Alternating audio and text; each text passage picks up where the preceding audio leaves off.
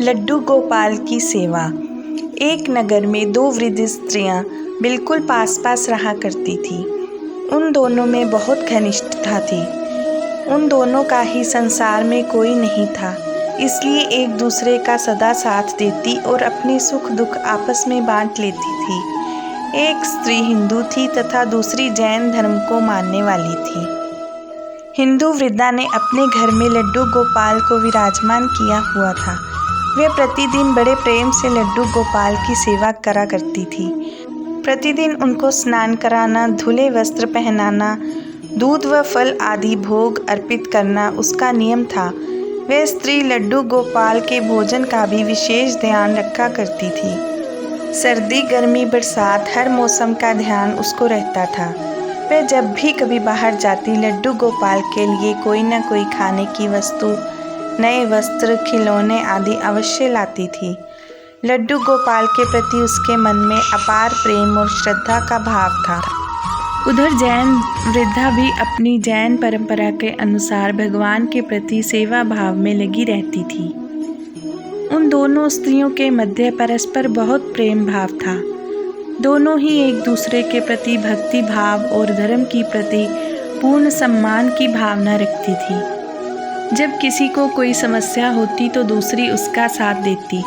दोनों ही वृद्धाएं स्वभाव में बहुत ही सरल और सज्जन थी। भगवान की सेवा के अतिरिक्त उनका जो भी समय शेष होता था, वे दोनों एक दूसरे के साथ ही व्यतीत करती थी। एक बार हिंदू वृद्धा को एक माह के लिए तीर्थ यात्रा का अवसर प्राप्त हुआ। उसने दूसरी स्त्री से भी साथ चलने का आग्रह किया, किंतु वृद्धावस्था के कारण अधिक ना चल पाने के कारण उस स्त्री ने अपनी विवशता प्रकट कर दी। हिंदू वृद्धा ने कहा, कोई बात नहीं, मैं जहाँ भी जाऊँगी भगवान से तुम्हारे लिए प्रार्थना करूँगी। फिर वह बोली, मैं तो एक माह के लिए चली जाऊँगी, जब तक मेरे पीछे मेरे लड्डू गोपाल का ध्यान रखना। उस जैन वृद्धा ने सहर्ष ही उसका यह अनुरोध स्वीकार कर लिया। हिंदू वृद्धा ने उस जैन वृद्धा को लड्डू गोपाल की सेवा के सभी नियम व आवश्यकताएं बता दी। उस जैन वृद्धा ने सहर्ष सब कुछ स्वीकार कर लिया। कुछ दिन बाद वह हिंदू वृद्धा तीर्थ यात्रा के लिए निकल गई। उसके जाने के बाद लड्डू गोपाल की सेवा का कार्य जैन वृद्धा ने अपने हाथ में लिया। वह बहुत उत्साहित थी कि उसको लड्डू गोपाल की सेवा का अवसर प्राप्त हुआ है। उस दिन उसने बड़े प्रेम से लड्डू गोपाल की सेवा करी। भोजन कराने से लेकर रात्रि में उसके शयन तक के सभी कार्य पूर्ण श्रद्धा के साथ वैसे ही पूर्ण किए जैसे उसको बताए गए थे। लड्डू गोपाल के शयन का प्रबंध करके वह भी अपने घर शयन के लिए चली गई। अगले दिन प्रातः जब वह वृद्धा लड्डू गोपाल की सेवा के लिए हिंदू स्त्री के घर पहुंची तो उसने सबसे पहले लड्डू गोपाल को स्नान कराने की तैयारी करी। नियम के अनुरूप जब वह लड्डू गोपाल को स्नान कराने लगी तो उसने देखा कि लड्डू गोपाल के पांव पीछे की ओर मुड़े हुए हैं। उसने पहले कभी लड्डू गोपाल के पांव नहीं देखे थे। जब भी उनको देखा वस्त्रों में ही देखा था। वह नहीं जानती थी कि लड्डू गोपाल के पांव हैं ही ऐसे, घुटनों के बल बैठे हुए।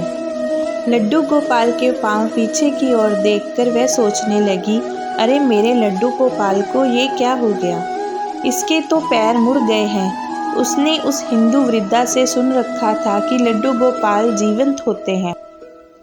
उसने मन में विचार किया कि मैं इनके पैरों की मालिश करूंगी, हो सकता है इनके पांव ठीक हो जाएं।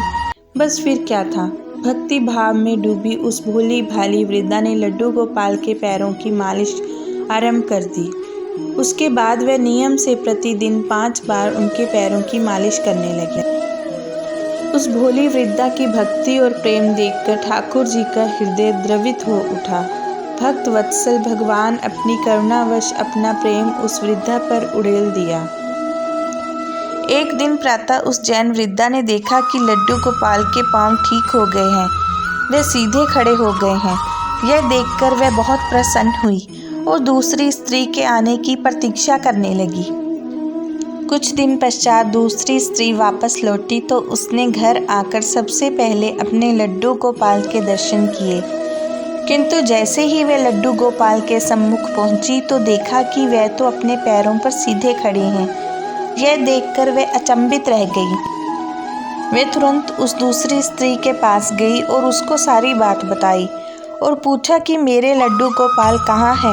यह सुनकर उस जैन स्त्री ने सारी बात बता दी। उसकी बात सुनकर वह वृद्ध स्त्री सन्न रह गई और उसको लेकर अपने घर गई।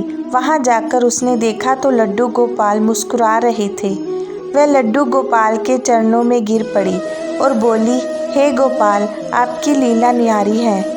मैंने इतने वर्षों तक आपकी सेवा करी किंतु आपको नहीं पहचान सकी। तब वह उस जैन वृद्धा से बोली कि तू धन्य है। तुझको नहीं मालूम कि हमारे लड्डू गोपाल के पाँव तो ऐसे ही हैं, पीछे की ओर, किंतु तेरी भक्ति और प्रेम ने तो लड्डू गोपाल पाँव भी सीधे कर दिए। उस दिन के बाद उन दोनों स्त्रियों के मध्य प्रेम भाव और अधिक बढ़ गया। दोनों मिलकर लड्डू गोपाल की सेवा करने लगी। वे दोनों स्त्री जब तक जीवित रही तब तक लड्डू गोपाल की सेवा करती रही। बोल लड्डू गोपाल की जय।